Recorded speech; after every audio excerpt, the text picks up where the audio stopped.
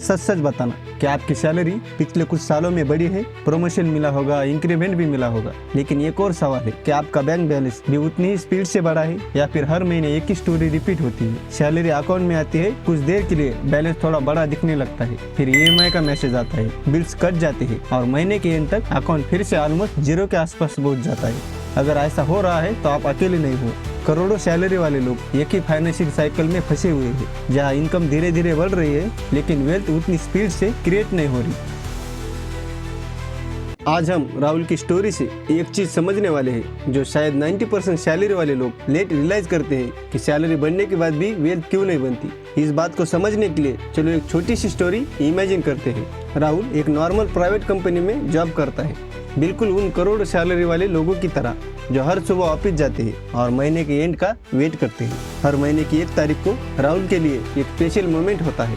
Phone पर एक message आता है, सैलरी क्रेडिटेड। उस मोमेंट पर राहुल को सच में लगता है लाइफ थोड़ी बेटर हो रही है। अकाउंट का बैलेंस थोड़ा बड़ा दिखने लगता है, दिमाग में प्लान्स भी बन जाते हैं। शायद इस वीकेंड बाहर डिनर कर लेंगे, शायद वो चीज खरीद लेंगे जो काफी टाइम से कार्ट में पड़ी है। लेकिन अगर ध्यान से देखो तो ये एक्साइटमेंट ज्यादा देर टिकती नहीं और फिर अगले 48 या 72 घंटों में वही पुरानी कहानी शुरू हो जाती है। धीरे धीरे वही सैलरी जो कल तक काफी अच्छी लग रही थी नॉर्मल लगने लगती है और महीने के एंड तक राहुल फिर से वही लाइन बोलता है जो सारे लोग बोलते हैं, पता नहीं पैसे कहाँ चले जाते हैं। फिर एक दिन राहुल को एक सिंपल सी बात समझ आती है, प्रॉब्लम सैलरी की नहीं थी, प्रॉब्लम ऑर्डर की थी। पहले राहुल पैसा खर्च करता था और अगर कुछ बचता तो सेव करता था, लेकिन उसने एक छोटी सी हैबिट चेंज की। अब सैलरी आते ही उसका एक हिस्सा ऑटोमेटिकली इन्वेस्ट होने लगा।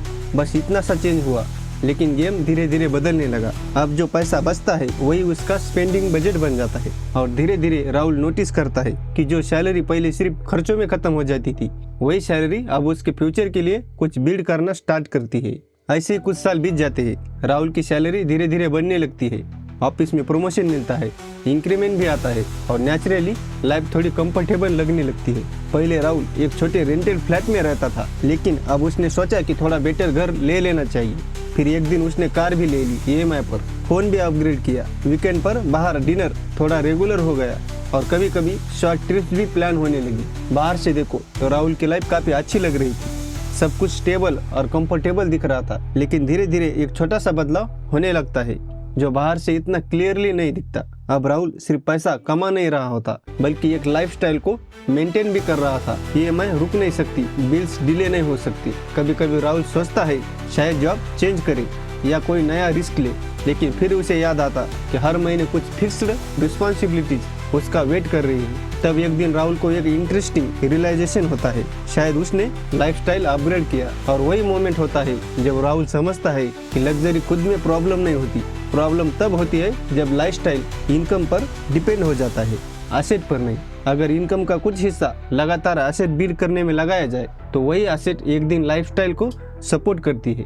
अब और थोड़ा टाइम बीत चुका है, राहुल को जॉब करते हुए काफी साल हो गए, सैलरी पहले से काफी बेटर हो चुकी है और लाइफ भी स्टेबल लगती है। लेकिन एक इंटरेस्टिंग चेंज राहुल के माइंडसेट में धीरे धीरे स्टार्ट होता है। पहले राहुल सैलरी को सिर्फ स्पेंडिंग का सिग्नल समझता था, इनकम बढ़ी मतलब लाइफ थोड़ी और कंफर्टेबल हो सकती है। लेकिन अब राहुल खुद से एक सिंपल सा क्वेश्चन पूछता है, क्या ये पैसा सिर्फ आज के कंफर्ट के लिए है या फ्यूचर के फ्रीडम के लिए भी काम करेगा? धीरे धीरे राहुल एक छोटी सी हैबिट बिल्ड करता है। जब भी इनकम बढ़ती है वो सबसे पहले अपने इन्वेस्टमेंट बढ़ा देता है। SIP थोड़ी इंक्रीज हो जाती है, कुछ नए एसेट धीरे धीरे ऐड होने लगते हैं। बाहर से देखो तो राहुल की लाइफ शायद बहुत फ्लैशी नहीं दिखती, लेकिन टाइम के साथ धीरे धीरे एक डिफरेंस सामने आने लगता है। राहुल की सैलरी बढ़ रही होती है, लेकिन उसे भी इम्पोर्टेंट बात यह होती है उसके एसेट उसकी सैलरी से क्रेज ग्रो करने लगते हैं। लेकिन सबसे इंटरेस्टिंग चीज पैसों में नहीं हुआ, राहुल के माइंडसेट में हुआ।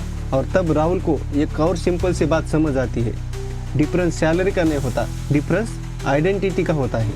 पहले वो खुद को सिर्फ एक अर्नर की तरह देखता था, लेकिन धीरे धीरे उसने खुद को एक वेल्थ बिल्डर की तरह देखना स्टार्ट कर दिया। कभी कभी फाइनेंशियल फ्यूचर किसी एक बड़े डिसीजन से डिसाइड नहीं होता, वो उन छोटी हैबिट से डिसाइड होता है जो हर सैलरी के साथ क्वाइटली रिपीट होती रहती है। अगर आपको वीडियो की शुरुआत का सवाल याद हो, सैलरी बढ़ रही है लेकिन बैंक बैलेंस उतनी स्पीड से क्यों नहीं बढ़ रहा, राहुल की स्टोरी का जवाब सिंपल है, प्रॉब्लम सैलरी के नहीं पैसे यूज करने के ऑर्डर की होती है। इसलिए जब अगली बार फ़ोन पर मैसेज आए सैलरी क्रेडिटेड, तो बस एक सवाल ज़रूर पूछना, ये पैसा खर्च होगा या आपके फ्यूचर की फ्रीडम भी बिल्ड करेगा। Thanks for watching.